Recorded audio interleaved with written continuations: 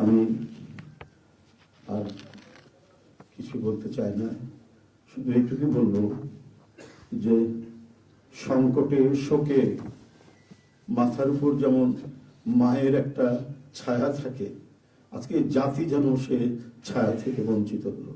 আমরাও হলাম, অসুস্থ ছিলেন হাসপাতালে, কখনো বাসায়, কিন্তু বাইরে কাজ করতে আমাদের মনে হতো যে না, মা তো আছেন, উনি তো দেখবেন সবকিছু।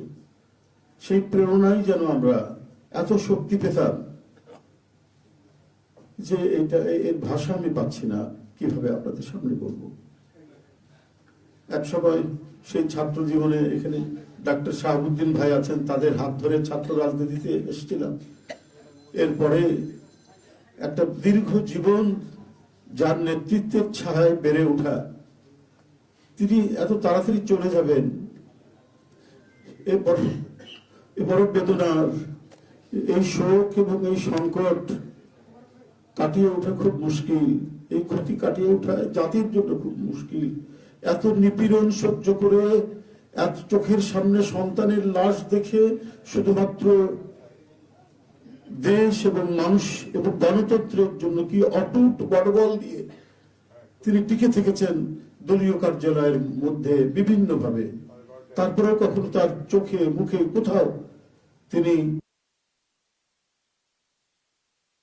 এটা আমরা পাইনি। আজ তিনি পৃথিবী থেকে চলে গেলেন, আমরা তার আত্মার মাগফিরাত কামনা করছি।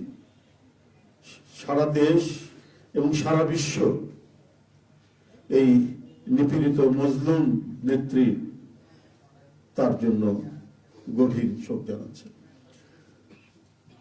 উপস্থিত সাংবাদিক বৃন্দ, গণতন্ত্রের মা, বারবার হারানো গণতন্ত্র পুনরুদ্ধারে অবিসংবাদিত নেত্রী, মানুষের নাগরিক স্বাধীনতা, বাক ব্যক্তি স্বাধীনতা রক্ষার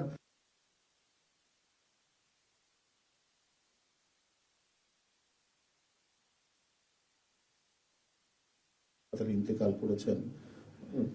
চিকিৎসক বৃন্দ যেটা ঘোষণা করেছেন 6টায়, ইন্না লিল্লাহি ওয়া ইন্না ইলাইহি রাজিউন। বাংলাদেশ জাতীয়তাবাদী দল বিএনপি এই হৃদয় বিদারক এবং মর্মস্পর্শী মৃত্যুতে গভীর শোক ও দুঃখ প্রকাশ করছে। দেশের জনগণের, দলের সর্বস্তরের নেতাকর্মী, বিভিন্ন রাজনৈতিক দল, পেশাজীবী সংগঠন সকলকে দেশনেত্রীর জন্য আল্লাহ রাব্বুল আলামিনের কাছে তার রুহের মাগফিরাত করছি। আজকে এই তাৎক্ষণিক যে সাংবাদিক সম্মেলন থেকে এখানে তাৎক্ষণিকভাবে যে কর্মসূচিটি প্রণয়ন করা হয়েছে তা আমি আপনাদের সামনে এখন উপস্থাপন করছি। কর্মসূচি: দেশনেত্রী বেগম খালেদা জিয়া আমাদের মাঝে নাই, পৃথিবী থেকে তিনি চলে গেছেন। তার মৃত্যুতে 7 দিন ব্যাপী বাংলাদেশ জাতীয়তাবাদী দল বিএনপি শোক পালন করবে। 7 দিন ব্যাপী বাংলাদেশ জাতীয়তাবাদী দল শোক পালন করবে।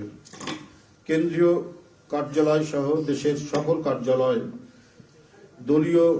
সকল দলীয় কার্যালয়ে 7 দিন ব্যাপী কালো পতাকা উত্তোলন করা হবে। 7 দিন ব্যাপী কালো পতাকা উত্তোলন করা হবে। দলের